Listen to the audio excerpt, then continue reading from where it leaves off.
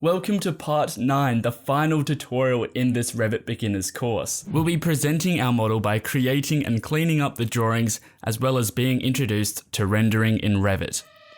If you'd like to get access to all of the course files, materials and resources, as well as 4 hours of ad-free content, you can feel free to head over to my website and check out the course. I'll see you there. For the most part of this course, we've been working in floor plan views. But what about elevations and sections? We've really been ignoring, elevations and sections, which is interesting because a big part of architecture is working in elevation and sections. And we haven't really been presenting our work. So let's get into doing that. First, we're going to create some elevations. As you can see, we've been working in elevation in order to work out where the levels go. And what you probably haven't noticed is that your building has also been shown in elevation in these views. As you've been modeling up your building, you have also been drawing your elevations, your sections, your floor plans, your details, everything you can think of in an architectural documentation set. Right now, we're sitting on the east elevation. If you look under your elevation views, you can see you've got a north one. That's your north elevation. You can see you've got a south elevation. If we try and find that, right click on there and go zoom to fit. Oh no, we don't have a south elevation. So we're gonna have to look into that. The west elevation, that is over here as well, but something doesn't look right there.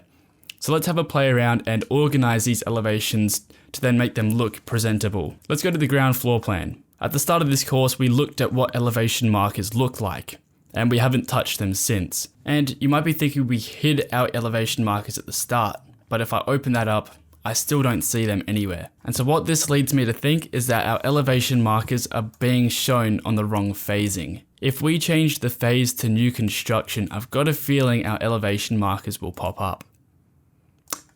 There we go.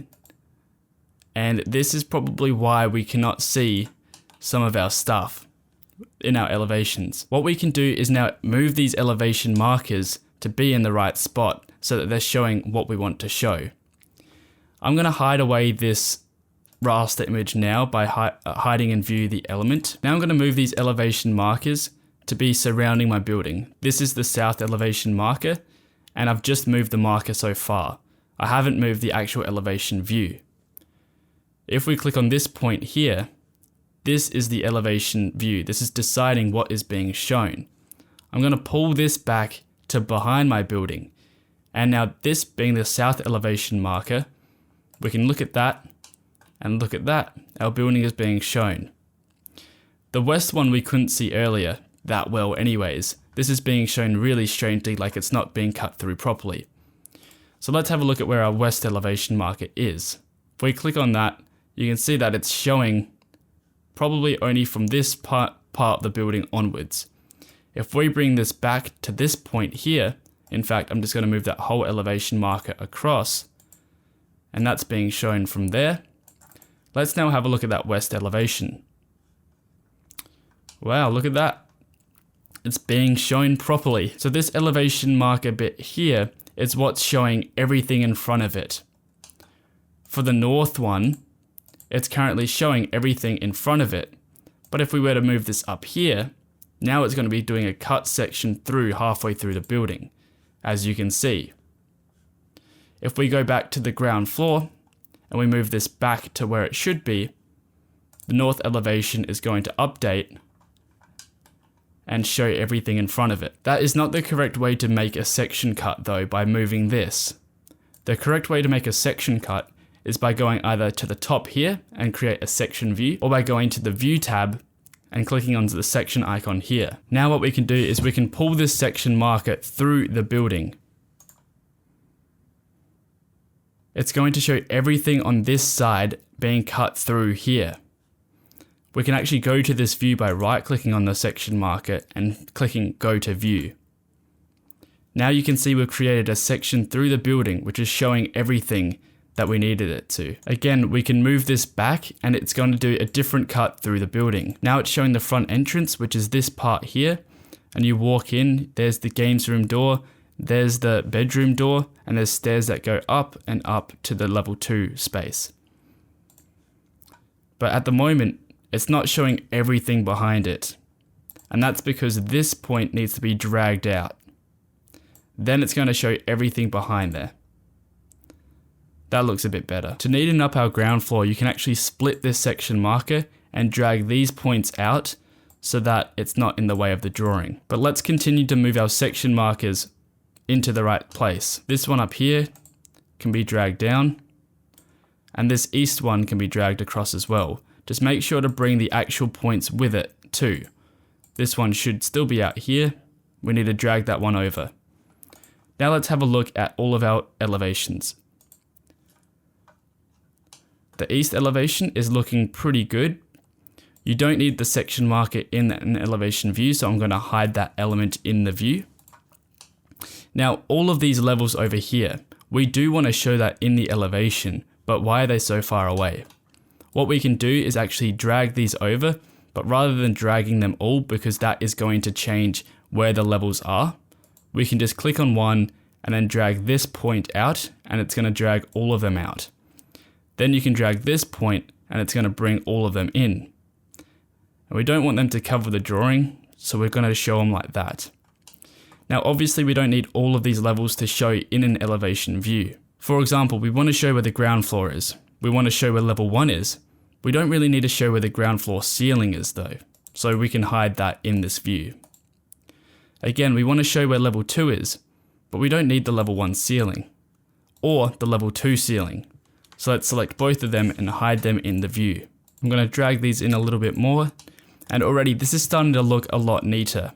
If we wanted to, we could change the visibility settings to show a visual style. We can show it as shaded, we can show it as realistic, and that already gives it a pretty cool look. We can also add shadows, and we can do that by pressing this button here. There you go. You now have an elevation that looks realistic with shadows on it. Let's go ahead and go to the north elevation and do this once more. As you can see, the levels are all over the place and it does not look very neat. What we can do is drag these out, and we're going to attach all of these to that same spot. Boy, that's a bit of a mess. So what levels of these do we not need to show? Again, probably all the same ones as before. I'm just going to hide all of them for now and then reveal them all and then pick which ones I want to not hide. So the ground floor, level 1, probably level 2, which I can't even pick because it's just so much crap. I want to show the level 2 roof and the level 1 roof, so I'm just going to unhide those. Let's just go back into our normal view. Now I'm going to drag the rest of these over and neaten this up a bit. Drag these ones in. And there you have it. You've already got an elevation that looks good. And it's as simple as that. We can turn the shadows on if we want. We can change the visual style if we want. It really is that easy. Now the reason why there's no colors being shown is because the phasing is set as new construction. Remember to change this to existing to show all of the existing work. You can also then change these settings for your ground floor plan as well, and you can start creating floor plans from your actual drawings. So from your Revit model, you can start to come out with all these different floor plans and sections and elevations and drawings that you can bring into Photoshop, or you can start documenting them in Revit, and that's probably for a new course. We can also touch up our 3D view by hiding all of these elevation markers. As you can see, we haven't used them all video, they've just been in the way, so let's hide them. We can also turn on shadows for the 3D view if we wanted to. This can slow it down as well though if you are playing around with it. We can also change the visual style to just be black and white. We can then turn the shadows off as well, and this might be handy if we're just working in a 3D view and we're not really showing this to anyone. It can make it load a lot faster and make you use your model a lot easier. If you want to create a new elevation, you can go to the View tab, Elevation, and then create an elevation. If we place that, we've now created a new elevation down here. We can also see that this marker has a clipping depth. It's only going to show up to this point, just like the section marker. If we go to this view, you'll be able to see that it doesn't cut through everything. Let's go back to our ground floor. If we extend this out, it's going to show everything behind it as well. But as we've already got an elevation for that view, we probably don't need that. So I'm going to delete that and it's also going to delete that elevation view. So be careful whenever you're deleting elevation markers. You can see that the ground floor plan at the moment is on new construction as the phase, and that's why 2 of the elevations aren't showing, the east and the north, which are the ones that we edited and changed in here.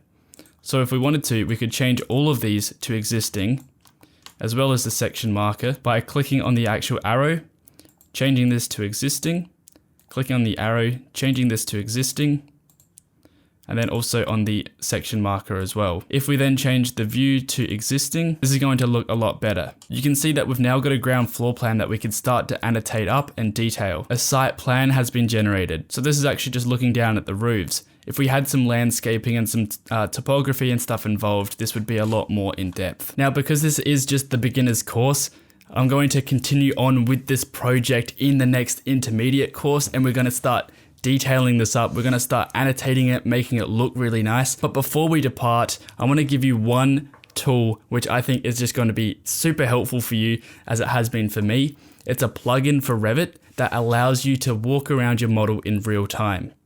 I'll show you what I mean. The plugin, you might have heard of it before. It's available in other programs as well.